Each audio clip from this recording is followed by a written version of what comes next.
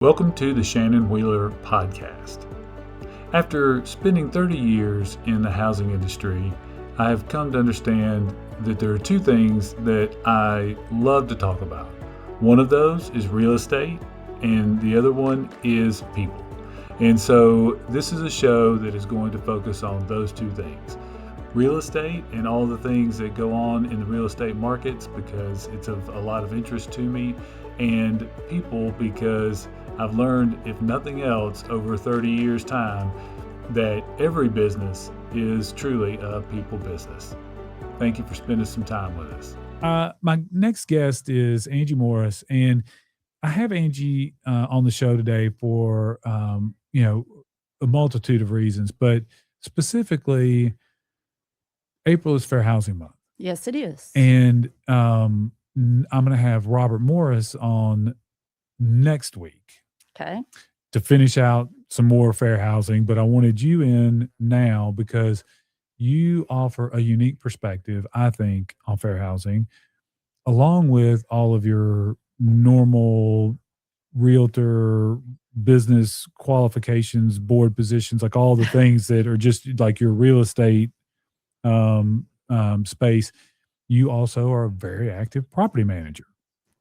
And so the thing about that I thought would be interesting is, I think that people have thoughts about fair housing. They have impulsive thoughts about fair housing, but I don't know that people really understand the way it shows up in their lives today. So we're going to talk about that. But before we get to all that, this is the part of the show where you explain to everyone else why you're here to talk about these things, because you've got decades of experience. You are a broker owner. You own a real estate school. So first of all, just tell people a little bit about your real estate journey before we share more about fair housing. Well, Shannon, you hit the nail on the head, kind of all of the above. I'm very passionate about real estate. I've been in the business for 19 years. Why'd you get in the business?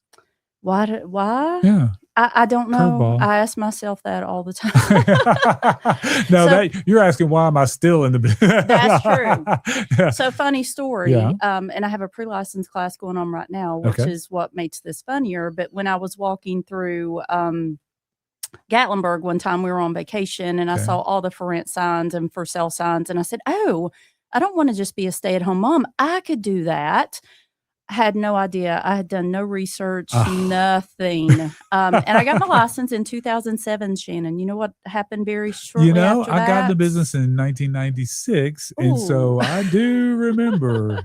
Great time to get into real estate. So I'm thankful that I got into real estate at that time, because that helped me with all the challenges and helped me be who I am today. The butts in the seats of your real estate school, my message to them is, if you find a way to make yourself viable now, then you're set up for success, because there's not easy transactions out there. Everybody needs professional help. And if you be professional, do what you're supposed to do, invest in your career, and find a way to piece it together now, you're way ahead of the game. I say that all the time. Every class I say that. The agents that got their licenses when the market was really good, COVID, right? Coming out of COVID, they tripped over themselves and sold houses. They didn't learn how to do the business correctly. So they're having to relearn how to do the business. If they're here. Great time to get your real estate license. I agree. If you're willing to work hard. So the real estate school. Let's because you are a realtor after my own heart because of your education bias. That to me is where a certain career path trajectory starts. If you rooted in education and fundamentals, that sets sort of this course for your career. So talk about, why do you have that as a lot of, like me, I would have been a teacher if I wasn't a mortgage banker, right? I mean, but I don't know, how did you end up in such a education-centered space in your career? So I love to teach. I love to learn. So probably 12, 13 years ago, I started teaching new member orientation at our association at MTAR. Okay, so for those of you that don't know, if you get a real estate license, correct, and you put your license with a duly appointed broker, and you start your career, when you start, you join the board, and that's part of your continuing education credits and your professionalism, standards of conduct, like all these things. That's our association. So Yes. when you join that, if you go through Angie's real estate school and you get your real estate license, if you yourself are walking through Gatlinburg one day and say, I can do that, and you end up in Angie's real estate school, then when you join the board, you have a 2 or 3 day orientation. And that's what you're talking about. And that's before they actually get somewhere in the first year, I think. There's some first 6 months of having your license. Months, so that's where I dipped my toes and then realized I really liked that. So I started teaching for another school. And the other school was a very large 30 to 40 person per classroom. And I noticed that sometimes I was not every time I was not able to spend the time that I wanted to make sure that each student was engaged. Okay. Because real estate is a ball game that is very hard to play. Yeah. So if they're not engaged and they're not learning, it's very hard. So I started my own school in 2020. You know what was going on during 2020? Yes, COVID. Yeah. It was great. But very small school. I don't take any more than 10 students per class because I want them to be able to engage. But I started that in 2020, still going strong. So where is that? What's the name of the school? Southern Academy of Real Estate. Okay, so and let's be clear. Okay. If someone's out there and they say, I just came back from Gatlinburg and I want to be in real estate. I'm never going to forget that or let you forget that. Or if you came from Dollywood and said you want to be in commercial real estate, same thing applies, right? So that first thing that has to happen is they have to take this education to prepare for a test to get qualified as a realtor, right? So let's stop for just a minute and recap that process very quickly. Like kind of what's the cost if somebody wants to go 0 to 60 from I just got off my couch to I'm working in my real estate broker's office. What's the 5 steps along the way So first step, your 60-hour new affiliate class or pre-license class. So the 60-hour class enables you to set for the state exam, which we call the PSI here in the state of Tennessee. Once you take the state exam, then there is another course called a new affiliate course, which is a 30-hour course. So 90 hours pre-license total education. Once you take that course. And that's classroom hours. You can do it online. I'm a classroom guy. I am too. And the reason I'm a classroom guy is because I feel like the people that are teaching the class are invested in me passing the test and they're going to teach the material that way. You do it online. You're reading PowerPoints. You're teaching yourself. You are watching videos. You're taking the test on your own. There's no 1-800 call Angie. Yeah. You don't get you don't know what's important and what's any not. human interaction. Yeah. And for a certain number, that's the thing. That's not my thing. I'm an in-person person. I find a lot of students come to me, and this is not cheap. $400 typically to take the course. So your first 60 hours is about $400. $400. You can do it online. It's much cheaper, but the number of students I find that do it online, I'll say his name. I'm sure he would love this, but Cole Hodges, who is a realtor here in town, Stones River Property Management. He took the course online, was not able to pass his test. He took the course at another school, was not able to pass the state test. He come to my school, and within 2 days of sitting in my classroom, he said, I'm going to pass it this time, Angie. And I said, oh, slow your roll. Yeah. Slow your roll. But he got out of my class on a Friday, went Monday, and took the test. I don't believe that was any Angie superpower. I believe that was me building his confidence to show him that he could take and pass this test. Yeah, and that matters so much. And the test is, people talk about the notoriously low bar to entry when it comes to real estate. And that's not untrue, meaning you don't have to go to school for 4 years. But I would say if I lined up 100 people that I know that have taken that test, and I would say probably 25 or 30 of them took it multiple times. 66% of people do not pass the PSI test their first try. Okay, 66%. So even higher than I thought. Yep. And that's just the affiliate broker test. Correct. The broker exam, the percentage is even lower. Yes. Okay, so let's say you go through, you spend the $400, you take the initial course to sit for the exam. Mm-hmm. What does the exam cost? The exam is going to be $63, and that still covers just $63. $63. That's great. Yes. I mean, that's great. All It's still in, $63, but still yes. for everything else that's changed the way that it has, because I bet it hadn't changed. That probably hadn't changed, and I don't No. even know when. It actually just went up a little bit, about $10 or so. It went up about a year ago, 2 years ago, something like that. So very, very inexpensive to get into real estate. Then you come back for your new affiliates, which is That's a 30-hour course. And that for me would be about $200. All right. So we're up to 400, 600, 650, something like that. Between the state test, all that, you're about 650, 675-ish. Okay. From there, choosing a broker. Okay. I highly recommend to all of my students to interview with at least 3 brokers before they sign on the dotted line. It's so much more, Shannon, so much more than a commission check or commission splits or, the support, the training, et cetera. It's the same thing with your class. You can take it online or you can pass the test, right? Yes. Like I agree with that. It's not, if you're thinking to yourself, the big bad brokerage is going to keep all my money, I feel like you probably want to re-examine that and ask yourself, am I investing in my career? And that's kind of the approach that I would go with that. But so that's kind of that process. And then if you join the board, MLS, dues to join and for the first year, is it still reasonable to say from, couch to desk, you're looking at a first year investment of somewhere around $1,500? I'll say $1,500 to $1,800. Okay, so that's still about right. Okay. Correct, yes. So just to be able to be duly licensed, that's about what it would take. And then the carry cost every year. Now, we're not talking about signs and lot, we're not talking about those things, but just that base cost. About $1,000 a year. It's about $1,000 a year. So if you're looking and asking yourself, am I somebody who wants to be in real estate, then to have a license is going to be about $2,000 the first year and about $1,000 to carry it. So if you feel like you're going to do more than that, then that can work. So you just have to kind of keep that in mind. So that's the cost to go from 0 to 60. Yes. And then when you look at brokerages, what you're talking about is examining the brokerages, because brokerages offer different levels of service for different splits of commission. And there's the online and the virtual models and the in-person and the boutique brokerages and the large brokerages. And you just really need to find the fit that is going to support you so you can build your business the way it needs to be built. And I assume you have a list. I mean, you have a brokerage yourself, but you would probably tell your own students, I have a brokerage, but I'm not advocating that you come to my brokerage because you may not be a right fit for my brokerage. You may be better off at United Real Estate or Keller Williams or...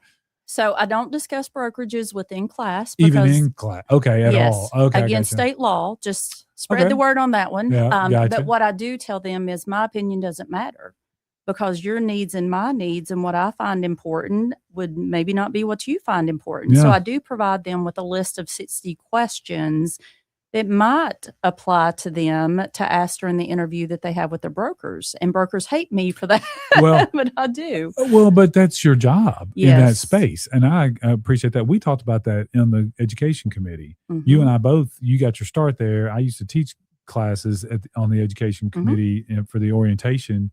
And that's one of those things where we always have to be careful if we have businesses that are related, that we keep those separate. I know, as a matter of fact, that's how you conduct business, borne out by the fact that our market update for today is one of your students who's not with your brokerage, David Specht. Which, by the way, if you're friends with the instructor and you're also friends with somebody in class, and your friend in class texts you David Specht, and your teacher finds out about it, the student doesn't hear about it, Shannon hears about it. Hey, why are you texting students in my class? That's what happens. Stop it, Shannon. David Stop Specht. it. Pay attention. David is a narc a little bit. Just a little bit. But it all worked out. Yep. And he passed the test. So there you go. He did great. Okay, so if you're out there interested in that stuff or anything to do with real estate from that perspective, Angie's going to I'll have her contact information. We'll give her contact information at the end of the show. And so that's a life that you live day to day. But I really want to also talk a little bit about fair housing. We teach fair housing in the classes of orientation. Yes. Fair housing is going to come up in your classes of pre-licensure. I don't know that there's an educational space related to real estate professionalism that doesn't have some form of fair housing Very important. infused in there. So, you're the expert way more than me, and I'm not saying or putting you out there as a fair housing expert, but from the standpoint of day-to-day working knowledge in our market, I would say absolutely. So I'm going to let you kind of take the lead a little bit and just talk about how fair housing shows up in your day-to-day business. Everywhere. Let me Everywhere. give you everywhere. Hey, can we just say that I think a lot of people walk around and think that think that fair housing doesn't impact them? I promise you it affects every aspect of your life, regardless of whether you know that, see that, feel that, touch that every day. It affects every aspect of your life. Yeah. Let me give you the most stupid example ever. Okay. So I'm a property manager. Okay. So as a property manager, if you're out there and you own let's say you own 1 or 2 rental properties, Mhm. and you haven't gotten a property manager, or you do have a property manager, or you're thinking about it, this affects you. Yes. This affects you. Now, So as a regular Shannon Wheeler, not a licensed realtor, you can get by with a little bit more. Not that you should, yeah, but the laws kind of vary if you're not licensed. But once you're licensed, it takes it to a different level. yeah, Fair housing, just as a property manager, little things like me allowing Shannon to pay his rent late because me and Shannon go way back and blah, blah, blah, but not allowing this one to pay their rent late, Mhm. that could potentially be a violation of fair housing Sure. because I don't know who Shannon is, what Shannon believes in, what Shannon's religion is. I'm a little bit of a psychopath when it comes to this. In the words of my 6-year-old granddaughter on the way to school this morning, Mimi, just be kind. Just be kind. Bless That sums her. up What's fair her housing. name? Eliana. Bless her. Eliana just sweet. keeps me on track a lot. I said, "Hey, I'm Yeah. going to go do this podcast today." And she said, "Why?" And I said, "I'm going to talk about how to help people." And she said, "Mimi, just be kind. If Oh, people were just kind, the world would be a better place." And I said, "Yes, it would." yeah, I love that. So, I mean, that's fair housing in a nutshell. That is it. Just be kind. Have some common sense. Think before you speak. Another big issue are the ESAs and the service animals. Okay, so what's an ESA? Emotional support Emotional animal. support animal. Okay. I don't want to get real deep into this because Right. it can get me into trouble, just in the aspect of a lot of people can produce documentation. Well, the reality is you have the law that you have to Yes. follow. Correct. And if someone feels as if that should not apply to them the way that it does, that's really not on you, but it is difficult to have to Yes. explain to people, this is the burden that I have to meet for this. And so is that what you're talking about? It Where is. Okay. I say Dr. TikTok and Mr. Google teaches a lot of people a lot of things, and they're way Dr. smarter than me. Doc TikTok. Yeah. TikTok is the Yeah. bane of my existence. You just got to be careful with fair housing, and ultimately just be kind. Everybody has a story. Everybody has a reason they're doing things the way they're doing them. But if we all just follow, Now, what's some of the things that show up differently in property management versus representing, someone just purchasing a home? There's kind of different fair housing concerns, right? Like you talked about accepting rent late from one and not correct. from another. It's the same concept, but the things that you run into are a little bit different. Yes, as a tenant, when I take on a tenant or an owner, Yeah. owners are a whole other conversation. Owners don't understand fair housing and they want to pick and choose who's going to go into their property. And that gets to be a little bit tricky. But Yeah, with a and it's tenant, hard for somebody who is very fair-minded and well-intentioned. Like, they don't even yes, know. That's why this is important, because a lot of people yes. would violate fair housing, and they think they never doesn't even they don't know, they don't think they're doing something bad or Robert wrong. Morris will probably talk to you about this. Romo does a great job with fair housing. He teaches on a national level for the National Yeah. Association of Realtors, but implicit bias. It's a Yeah. great class that Robert teaches. And it's a class to make you stop and think, even if you think you are not being discriminatory towards whomever, whatever, sometimes our bias that we were just born with makes you discriminate without you thinking that you're discriminating. So you have to stop and evaluate your processes. So what's a scenario in a home buyer situation where you are contacted by Joe and Jane? They want to go look at 123 Lucky Lane. What are some of the fair housing little snafu things? What are some of those that you can run into as a real estate professional where buyers may put you in a funny situation with fair housing? Honestly, with buyers, you're not going to run into a lot of fair housing issues as much as property management. But sometimes you will have a buyer that wants to be in neighborhoods with people like them. People like them may be people that have the same age range of children. People like them might work at Nissan. People like them, we could go on and on and on. And I'm going to assume they mean people that work at Nissan or people that work at Pillsbury. That's what I'm going to assume. I don't want to go down the rabbit hole. And exactly. Sometimes they mean people like them. Meaning their religion, their skin color, etc. What do you tell your students if they get that feeling? How are they supposed to handle that? So prime example, because customers will do that. Yes. So mainly with sellers is sometimes you'll go to a listing appointment and the sellers will say, hey, I don't want to sell to Shannon. I don't want to sell to Shannon because Shannon will bring down the value of the neighborhood.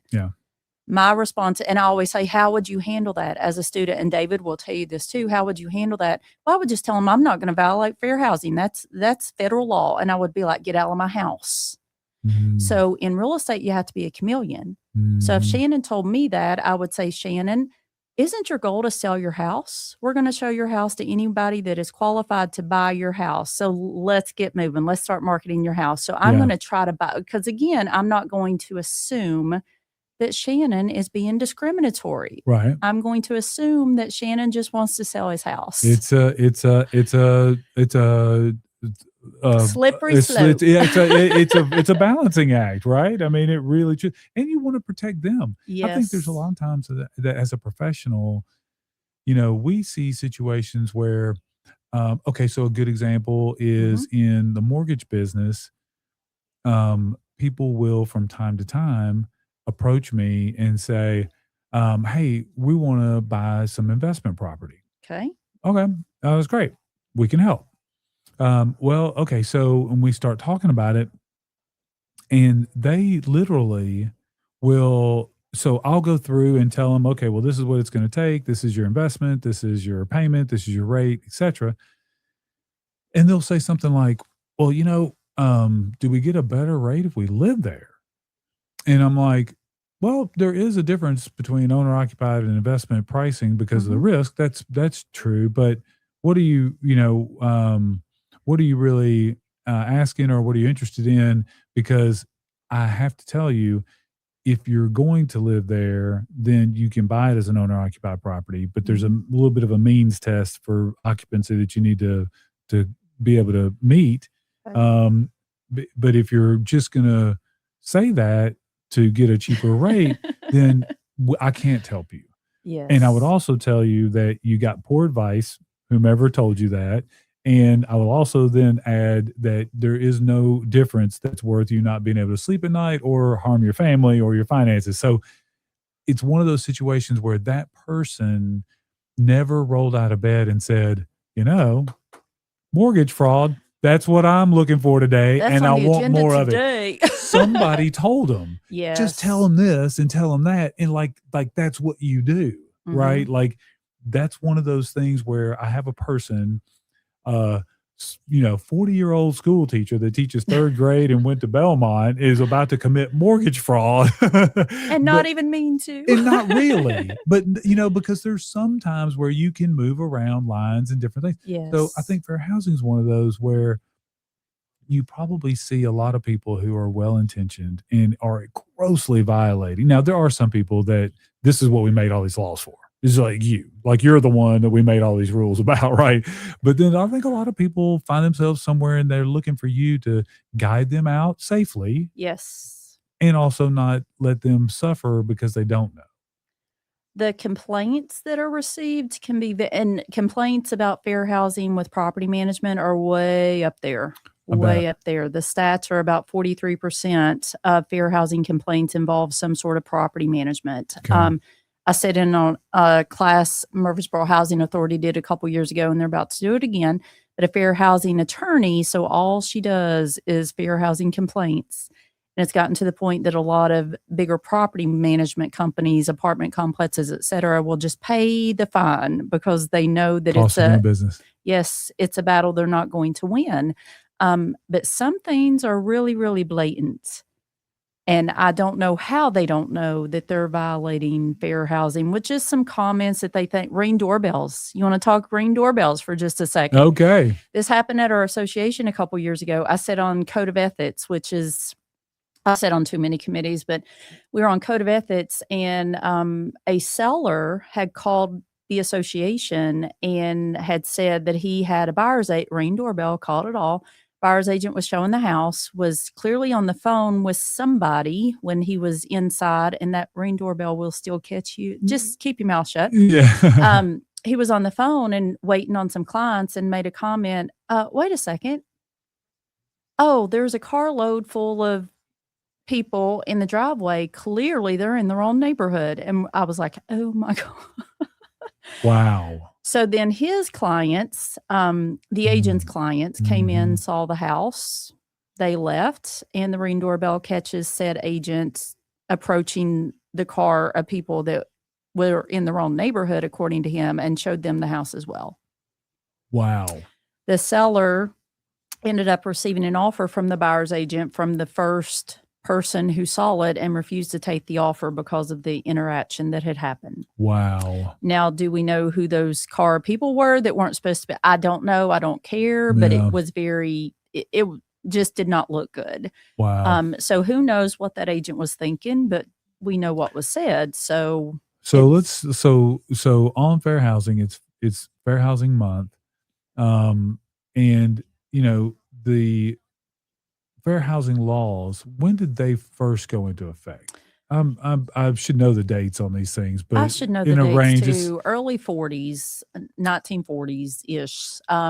We still had all these issues when this first came about, is the government put into play all of the military people that were coming back, the redlining and the steering and the blockbusting and all that. Yep. So the VA put plans in place to help these military people coming back to be able to buy homes. And because certain HOA documents said they were eliminating certain people from living in certain areas, veterans could not buy in certain areas, even when they had the loan programs out there, because the HOA restrictions would not allow that. HOAs, not getting into that, but a lot of HOAs are having requiring a lot of information these days. An HOA that I dealt with had a tenant information sheet, and I'm all about the HOA having my tenant's information just in case, especially with the larger companies. Sometimes the HOA doesn't know who to contact, that kind of thing. But within their residence sheets, they had asked for the number of occupants, the names of the occupants, and the ages of the occupants. Wow. That gets into the familial status violation of fair housing. And I have went round and round with that HOA company to say, my tenants are not filling this out. Like, that's a fair housing violation waiting to happen. And we're just not doing that. There is absolutely no need for that. And you're doing them a favor, because somebody besides Angie is going to do something besides say, hey, you should cut it out. Yes. Yeah. Okay. So Fair Housing Month, the month of April, that's big for our industry. They do a lot to make sure that people understand that there are avenues to receive fair treatment. If you feel as if you've not received fair treatment, there's avenues for you to be able to register those complaints. Because I think that you would agree that as the professionals in this marketplace, the realtors and the lenders and title folks, all of us, I mean, I really feel like it's incumbent upon us to be caretakers of our marketplace. We have to police our own industry to protect our industry. That's exactly right. That's exactly right. I agree with that 100%. And I think for the most part, I think we're rank and file of the professionals in our market do just that. Yes. The outliers pop out pretty quick, I think, and we take action on that. But I appreciate you coming in. It's an important issue because I think people, because it still has such a big impact. I think they think I'm not prejudiced. I don't discriminate, and I'm not affected, and so I'm just moving on with my life. That's not the case at all. Yeah. So Angie, thank you so very much. Come back and do the show again sometime. Anytime, Shannon. Tell everybody how they can find you. If they need property managed, if you need property managed, she'll manage it. I'm your girl. Bought and sold property, if you need property listed or if you need to find something. So tell them how to reach you. You can reach me, cell phone 615-556-8554, property management, sales, leasing, listing, real estate education. Yeah, I got it all. And we didn't even tell everybody, what are some of your positions and things? You're on the board of directors at the association. MTAR board of directors. I sit on professional standards committee for the state. I sit on the grievance committee, education committee at MTAR. I am a TREEF trustee, which is Tennessee Real Estate Education Foundation. So the education department committee for Tennessee Realtors. And I just applied for a National Association committee.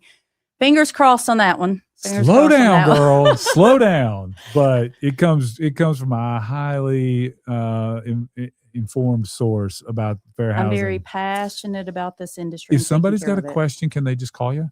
Call me, text me. Yeah. It's my watch is always buzzing. That's it. Okay. Thanks for joining us. We'll see everybody next week. Angie, thank you so much. Thank you. Thank you for spending some time with us.